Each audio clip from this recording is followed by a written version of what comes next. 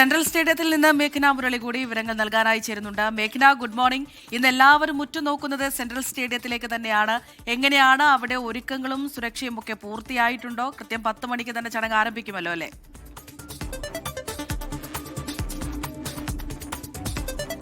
Good morning Amrita. തീർച്ചയായും കഴിഞ്ഞ 10 വർഷമായി കോൺഗ്രസുകാർ ആഗ്രഹിക്കുന്ന ഒരു ദിവസമാണ് ഇന്ന് മെയ് 18. കാരണം അവരെ സംബന്ധിച്ചിടത്തോളം അവർക്ക് അധികാരം നഷ്ടപ്പെടുന്നു. പിന്നീട് അധികാരത്തിലേക്കുള്ള ഒരു തിരിച്ചുവരവ് അത് ഏറ്റവും ആഘോഷമാക്കാൻ തന്നെയാണ് ഇവിടെ ഉദ്ദേശിക്കുന്നത്. KPCC നേതൃത്വം അടക്കം അങ്ങനെ തന്നെയാണ് ഇതുമായി ബന്ധപ്പെട്ട പദ്ധതികൾ തയ്യാറാക്കുകയും ചെയ്തിട്ടുള്ളത്. ഞാനിപ്പോൾ നിൽക്കുന്നത്, ഈ ദൃശ്യങ്ങളിൽ കാണുന്നത് സെക്രട്ടേറിയറ്റിന് തൊട്ടടുത്തുള്ള സെൻട്രൽ സ്റ്റേഡിയത്തിലാണ്. ഈ സെൻട്രൽ സ്റ്റേഡിയത്തിൽ എല്ലാ തരത്തിലുമുള്ള ഒരുക്കങ്ങൾ അത് ഇന്നലെ രാത്രിയോടുകൂടി തന്നെ പൂർത്തിയായിട്ടുണ്ട്. ഇനി ഇവിടെ കൂടുതൽ ആളുകൾ, പ്രവർത്തകരടക്കം കൂടുതലായി എത്തുമെന്നുള്ളതാണ് മനസ്സിലാക്കാൻ കഴിയുന്നത്. കനത്ത പോലീസ് സുരക്ഷയടക്കം ഇവിടെ ഒരുക്കുകയും ചെയ്തിട്ടുണ്ട്. അതിൽ ഈ പാസ് കൊടുത്തുകൊണ്ടാണ് ഇവിടേക്ക് ആളുകളെ, പ്രവർത്തകരെ അടക്കം കയറ്റിവിടുന്നത്. നേരത്തെ തന്നെ KPCC നേതൃത്വം ഒരു പാസ് അടിക്കുകയും അങ്ങനെ പാസ് കൊടുത്താണ് ഇവിടെ പ്രവർത്തകരെ അടക്കം ഇതിന്റെ ഉള്ളിലോട്ട് കയറ്റിവിടുന്നത് എന്നുള്ളതാണ്. അതിൽ നിയുക്ത മുഖ്യമന്ത്രി VD സതീശൻ സർക്കാർ ഇന്ന് 11 മണിയോടുകൂടി തന്നെ സത്യപ്രതിജ്ഞ ചെയ്ത് അധികാരമേൽക്കുകയാണ്.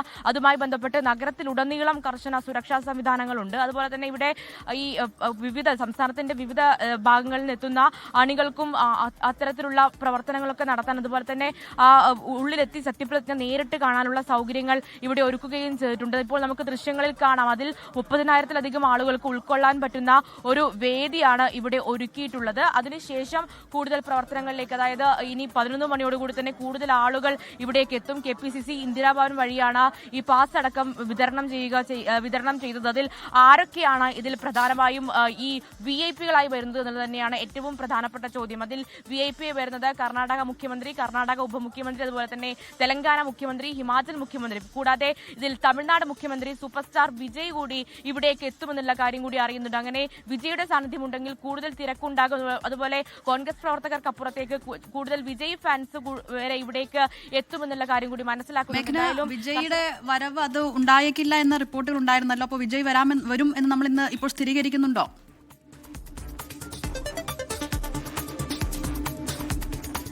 നമുക്ക് സ്ഥിരീകരിക്കുന്ന വിവരങ്ങളില്ല. ചീഫ് സെക്രട്ടറിക്ക് അത്തരത്തിലൊരു വിവരം കിട്ടിയിട്ടുണ്ട് എന്നുള്ളതാണ് മനസ്സിലാക്കുന്നത്. ഇവിടേക്ക് എത്തുന്ന അണികൾ വിജയെ കൂടെ എന്തായാലും പ്രതീക്ഷിക്കുന്നുണ്ട്. വിജയുടെ ഒരു മാസ് എൻട്രി ഉണ്ടാകുമെന്നുള്ള കാര്യമാണ് ഇവിടെ എത്തുന്ന അണികൾ പ്രതീക്ഷിക്കുന്നത്. അങ്ങനെ ഒരു വിവരം ചീഫ് സെക്രട്ടറിക്ക് ലഭിച്ചിട്ടുണ്ട് എന്നുള്ളതാണ് മനസ്സിലാക്കുന്നത്. അതിനപ്പുറത്തേക്ക് ഇനി വിജയുടെ ഈ വരവുമായി ബന്ധപ്പെട്ട ഒരു അനിശ്ചിതത്വം ഉണ്ടോ എന്നുള്ള കാര്യത്തിൽ സ്ഥിരീകരണം ഉണ്ടാവേണ്ടതുണ്ട്. എന്തായാലും അതിൽ വലിയൊരു VIP സാന്നിധ്യം ഉണ്ടാകുമെന്നുള്ള കാര്യത്തിൽ സംശയമില്ല. കൂടാതെ കേരളത്തിൽ നടക്കമുള്ള താരങ്ങളെ അടക്കം ഈ ഒരു പരിപാടിയിലേക്ക് ക്ഷണിച്ചിട്ടുണ്ട്. അതുകൊണ്ട് തന്നെ ആരൊക്കെ ഇതിലേക്ക് വരുമെന്നുള്ള കാര്യം തന്നെയാണ് ഉറ്റുനോക്കുന്നത്. എന്തായാലും കർശന സുരക്ഷ, കാരണം ഒരു VD സതീശൻ മുഖ്യമന്ത്രി അധികാരമേൽക്കുന്നു, അതുപോലെ തന്നെ മന്ത്രിമാർ സത്യപ്രതിജ്ഞ ചെയ്യുന്നു. അതുകൊണ്ട് തന്നെ കർശന സുരക്ഷാ സംവിധാനങ്ങളുണ്ട്. 7 മണിക്കും 9 മണിക്കും ഉള്ളിലായി ഈ സ്റ്റേഡിയത്തിലേക്ക് ഇവിടെ പരിപാടി കാണാൻ എത്തുന്നവർ, പാസ് ഉള്ളവർ ഇതിലെ സെൻട്രൽ സ്റ്റേഡിയത്തിനകത്തേക്ക് പ്രവേശിക്കണമെന്നുള്ളതാണ് ഇപ്പോൾ നൽകുന്ന നിർദ്ദേശം. അതുപോലെ തന്നെ VIP, VVIP അങ്ങനെ 2 ഘട്ടങ്ങളായി തരംതിരിച്ചാണ് ഇവിടെ സീറ്റിംഗ് സിസ്റ്റം അടക്കം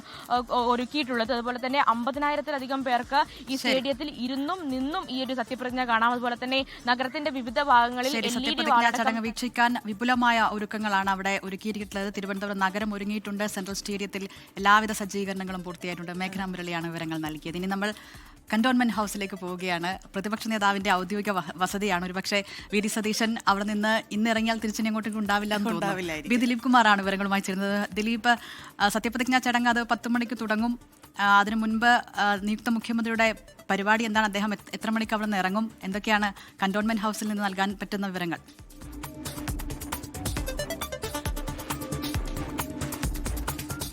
ദിൽന, കേരളത്തിന്റെ പുതിയ മുഖ്യമന്ത്രിയായി VD സതീശൻ രാവിലെ 10 മണിക്കാണ് തിരുവനന്തപുരം സെൻട്രൽ സ്റ്റേഡിയത്തിൽ സത്യപ്രതിജ്ഞ ചൊല്ലി അധികാരമേൽക്കുക.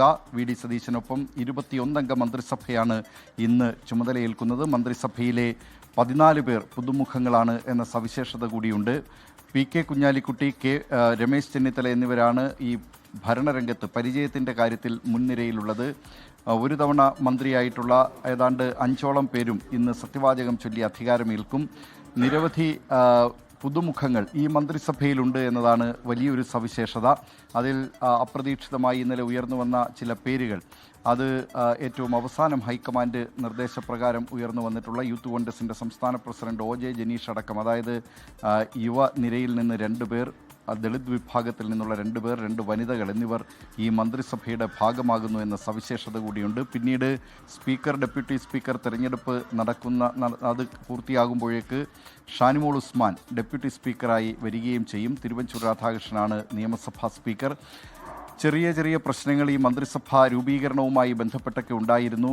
കോൺഗ്രസിലുണ്ടായിരുന്നു, ഘടകകക്ഷികളിലുണ്ടായിരുന്നു. പക്ഷേ ആ പ്രശ്നങ്ങളെല്ലാം പരിഹരിച്ച് പറഞ്ഞു തീർത്തതിന് ശേഷമാണ് ഇന്നിപ്പോൾ വി.ഡി. സതീശൻ മന്ത്രിസഭ അധികാരത്തിലേറാൻ പോകുന്നത്. ഏറ്റവും ഒടുവിലായി ഇന്നലെ രാത്രി ഉണ്ടായിട്ടുള്ള ചില ആശയക്കുഴപ്പങ്ങൾ ഉണ്ടായിരുന്നു. അതിൽ വിദ്യുച്ഛക്തി വകുപ്പ് കെ മുരളീധരന് നൽകാനുള്ള തീരുമാനമായിരുന്നു. പക്ഷേ ആ വകുപ്പ് ഏറ്റെടുക്കില്ല എന്ന നിലപാട് കെ മുരളീധരൻ സ്വീകരിച്ചു. പിന്നീട് കെ മുരളീധരനെ അനുനയിപ്പിച്ചിട്ടുണ്ട്. അദ്ദേഹത്തിന് ആരോഗ്യം, ദേവസ്വം വകുപ്പുകളുടെ ചുമതല നൽകും എന്നാണ് അറിയാൻ കഴിയുന്നത്. നേരത്തെ കോൺഗ്രസ് നേതൃത്വം ആ നിലയിലുള്ള ഉറപ്പ് കെ മുരളീധരന് നൽകിയിരുന്നു എന്നാണ് പറയുന്നത്. പിന്നീടാണ് അത് വൈദ്യുതി വകുപ്പിലേക്ക് മാറിയത്. വൈദ്യുതി വകുപ്പിൻ്റെ ചുമതല 2004 ഏതാണ്ട് 3 മാസത്തോളം കെ മുരളീധരൻ വഹിച്ചിരുന്നതാണ്.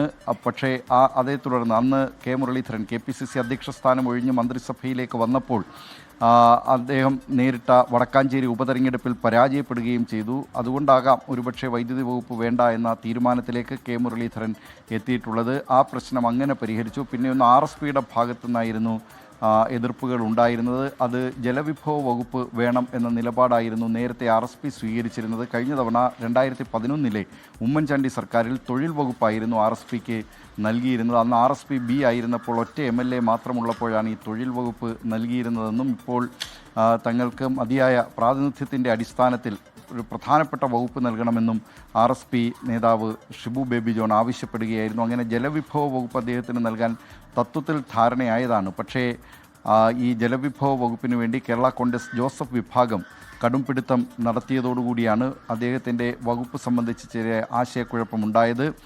രാത്രിയോടുകൂടി അത് വനം വകുപ്പ് നൽകാം എന്ന ധാരണയിലെത്തിയിട്ടുണ്ട്. നേരത്തെ T സിദ്ദിഖിന് നീക്കിവെച്ചിരുന്നതാണ് വനം വകുപ്പ് RSPക്ക് നൽകാം എന്ന തീരുമാനത്തിലേക്ക് എത്തിയിട്ടുണ്ട്. അങ്ങനെ ഈ പ്രശ്നങ്ങളെല്ലാം ഇന്നലെ അർദ്ധരാത്രിക്ക് മുമ്പ് തന്നെ പറഞ്ഞു തീർത്തതിന് ശേഷമാണ് ഇന്നിപ്പോൾ വി.ഡി. സതീശൻ മന്ത്രിസഭ സത്യപ്രതിജ്ഞ ചെയ്യാൻ പോകുന്നത്.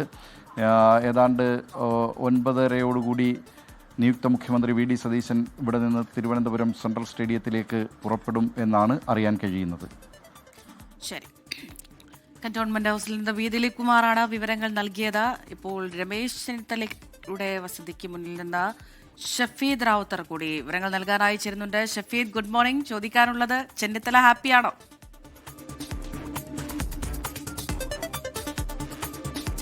അല്പസമയം മുൻപ് അദ്ദേഹം ഈ കാണുന്ന ദേവദത്തം വഴുതക്കട്ട അദ്ദേഹത്തിന്റെ വീടാണ്. അദ്ദേഹം ആ വീടിന്റെ പുറത്തേക്ക് സാധാരണഗതിയിൽ ഈ ആളുകളെ കാണാറുള്ള സിറ്റ് ഔട്ടിന്റെ ഭാഗത്തേക്ക് അദ്ദേഹം എത്തിയിരുന്നു. അദ്ദേഹം അന്നേരം പറഞ്ഞത് ഒന്ന് റെഡിയായിട്ടൊക്കെ വന്ന് ഉറങ്ങി എഴുന്നേറ്റിട്ട് വന്നതേ ഉണ്ടായിരുന്നുള്ളൂ. പക്ഷേ റെഡിയായിട്ട് വന്നതിന് ശേഷം അദ്ദേഹം നമ്മളോട് പ്രതികരിക്കാം, നമ്മളെ കാണാം എന്നുള്ള കാര്യമാണ് പറഞ്ഞിരിക്കുന്നത്. ഏതായാലും വലിയ തിരക്കായിരുന്നു, വലിയ ആകാംക്ഷയായിരുന്നു. മാത്രവുമല്ല വഴുതക്കട്ട ഈ ദേവദത്തം വീട് അത് ഈ മുഖ്യമന്ത്രി ചർച്ച തുടങ്ങിയത് മുതൽ ഇന്ന് ഈ നിമിഷം വരെ ആളുകൾ, നമുക്കറിയാം, നിർത്താതെ ആളുകൾ വരുന്നു, പ്രവർത്തകർ വരുന്നു, നേതാക്കൾ വരുന്നു.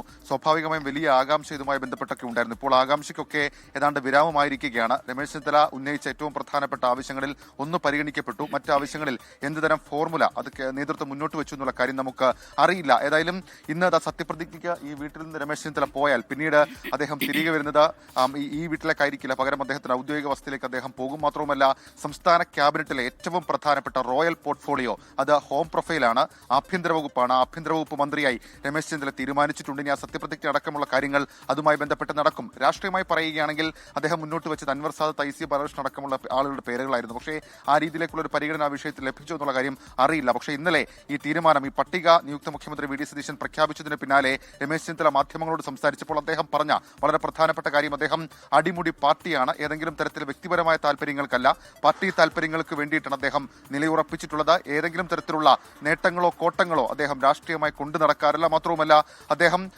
പറഞ്ഞ മറ്റൊരു കാര്യം, പാർട്ടിയിൽ അടിയുറച്ച് പാർട്ടിയുമായി ബന്ധപ്പെട്ട കാര്യങ്ങൾക്ക് വേണ്ടി മുന്നോട്ട് പോകുമെന്നൊക്കെയുള്ള കാര്യങ്ങളാണ് രമേശ് ചെന്നിത്തല ഇന്നലെ മാധ്യമങ്ങളോട് പറഞ്ഞത്. കൂടാതെ നിയുക്ത മുഖ്യമന്ത്രി വി.ഡി. സതീശന് പൂർണ്ണ പിന്തുണ നൽകി ക്യാബിനറ്റിൽ ഉണ്ടാകുമെന്നൊക്കെയുള്ള കാര്യങ്ങൾ അദ്ദേഹം ഇന്നലെ പറയുന്ന ഒരു സാഹചര്യം ഉണ്ടായതായാലും ആ രീതിയിൽ അനുനയ നീക്കം ഏതാണ്ട് കഴിഞ്ഞിരിക്കുന്നു, അനുനയ നീക്കം ഫലം കണ്ടിരിക്കുന്നു. ഏതായാലും ഇനി സത്യപ്രതിജ്ഞയാണ്. നേരത്തെ നമ്മൾ സൂചിപ്പിച്ചതുപോലെ തന്നെ ചെന്നിത്തല രാവിലെ എങ്ങോട്ടേക്ക് പോകുമെന്നുള്ള കാര്യത്തിൽ ഇതുവരെയും വ്യക്തതയില്ല. ഒരു പക്ഷേ ഏതെങ്കിലും ക്ഷേത്ര ദർശനമോ മറ്റു കാര്യങ്ങളോ ഉണ്ടോ എന്നുള്ള കാര്യം ഇതുവരെയും വ്യക്തമായ ഒരു മറുപടി നമുക്ക് ലഭിച്ചിട്ടില്ല. അതേസമയം തൊട്ടപ്പുറത്തേക്ക് നമുക്കറിയാം KPCC അധ്യക്ഷനായിട്ടുള്ള സണ്ണി ജോസഫ്, അദ്ദേഹം അദ്ദേഹം നിയുക്ത റവന്യൂ മന്ത്രിയാണ്. അദ്ദേഹം ഇപ്പോൾ പാളയത്തെ പള്ളിയിലേക്ക് അദ്ദേഹം പ്രാർത്ഥനാ ചടങ്ങുകൾക്കായി എത്തിയിട്ടുണ്ട്. അതിനുശേഷമായിരിക്കും അദ്ദേഹം തിരികെ വീണ്ടും MLA ഹോസ്റ്റലിലേക്ക് അടക്കം മടങ്ങുക എന്നുള്ളത് ഏറ്റവും ശ്രദ്ധേയമായിട്ടുള്ള കാര്യം. ഇപ്പോൾ നമുക്ക് ഈ ചെന്നിത്തലയുടെ വീടൊന്ന് കാണാം.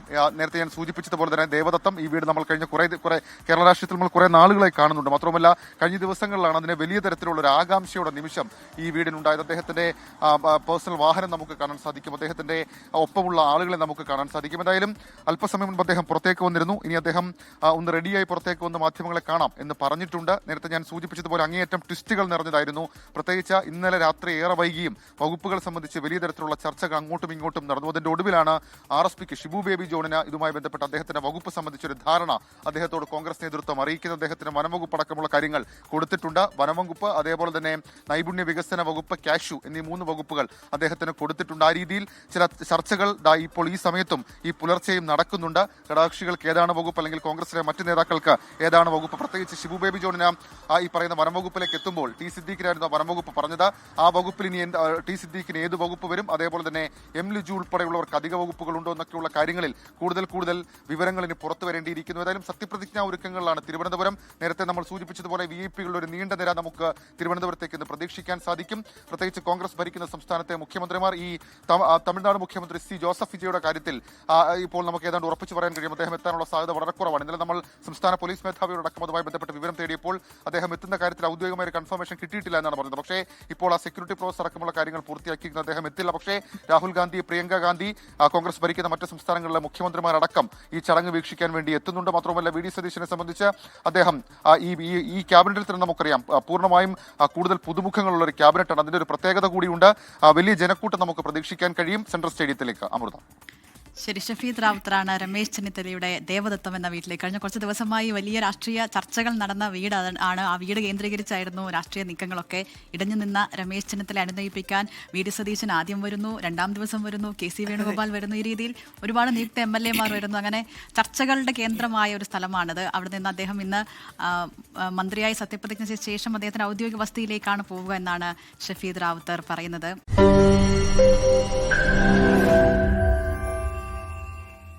ലോകത്തെവിടെയായാലും ഏത് സമയത്തും 24 വാർത്തകളും ഓഗ്മെന്റഡ് റിയാലിറ്റി പാക്കേജുകളും എക്സ്പ്ലെയിനറുകളും വിശദമായി കാണാൻ ഞങ്ങളുടെ YouTube ചാനൽ നിങ്ങൾക്ക് സബ്സ്ക്രൈബ് ചെയ്യാം.